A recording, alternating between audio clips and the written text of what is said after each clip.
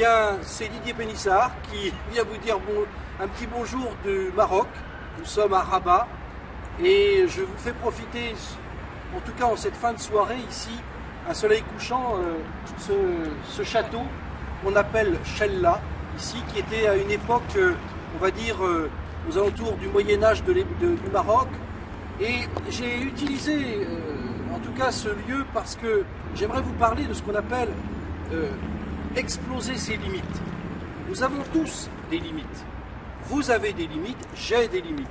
Seulement, ces limites, il est possible de pouvoir en tout cas les dépasser, ou en tout cas de les reculer. Nous ne connaissons pas en quelque sorte les bornes qui font qu'à un moment ou à un autre, on est capable de dépasser nos limites. Alors, pendant ce séjour au Maroc, je vais vous proposer 3 petits secrets pour dépasser vos limites. À l'image de ce fort, un fort c'est une sorte de rempart. C'est une limite parce qu'on veut imposer la limite contre d'éventuels assaillants. C'est ce qui s'est produit pour ici ce fort de Chella. Pour ce qui nous concerne, je vous inviterai ici à faire attention dans un premier temps à ce qu'on appelle notre dialogue intérieur.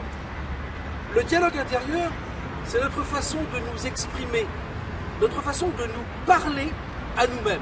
Dans notre vie en général, on parle en grande partie aux autres, à d'autres personnes, à notre entourage, à nos confrères, à nos collègues. Mais en réalité, on passe plus de temps à se parler à soi-même, dans notre propre esprit, que de parler à autrui.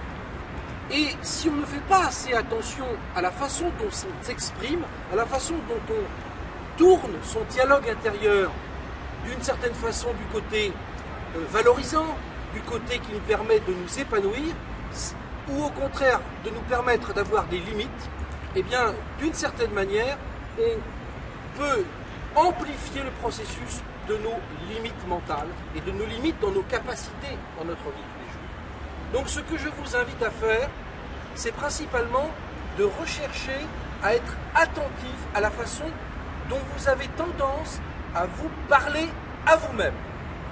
Alors, pour ça nécessite une sorte de petit entraînement, c'est-à-dire d'écouter comme une sorte d'observateur à l'intérieur de vous, dans votre conscience, une petite partie de votre conscience comme une sorte de sonde qui écouterait la façon dont vous avez tendance à vous exprimer.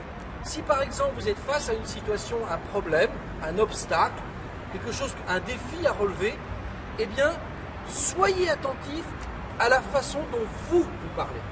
Si ça peut être par exemple dire « Ah oui, mais là, je ne me sens pas vraiment capable de le faire » ou « Ah mais je doute de moi, je ne me sens vraiment pas dans les possibilités de le réaliser ». Et quand vous avez pris conscience que cette façon de vous exprimer avait tendance, d'une certaine façon, à ne pas être valorisant, à vous mettre en valeur, eh bien vous bloquez littéralement les potentialités et les ressources qui vous permettraient justement de réaliser ce défi. À partir de là, vous inversez ce discours, vous inversez cette façon de s'exprimer, et on a fait le test un jour, on a interrogé un ancien champion du 100 mètres, Carl Lewis, qui était bien évidemment à l'époque un des coureurs les plus rapides du monde. Et on lui a posé la question, qu'est-ce qu'il se parlait, comment il se parlait avant finalement d'être sur le starting block et au moment où on tirait de façon à lancer la course. Eh bien il se disait, je fais très attention à mon dialogue intérieur et je me dis constamment, je peux gagner, je peux gagner. Ces mots ont été sans doute un des vecteurs les plus puissants de sa réussite.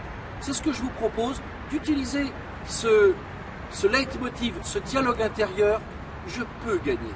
On se retrouve dès demain dans un autre endroit de Rabat, au Maroc, dans ce petit voyage, de façon à exploser vos limites. Merci de votre attention et à demain.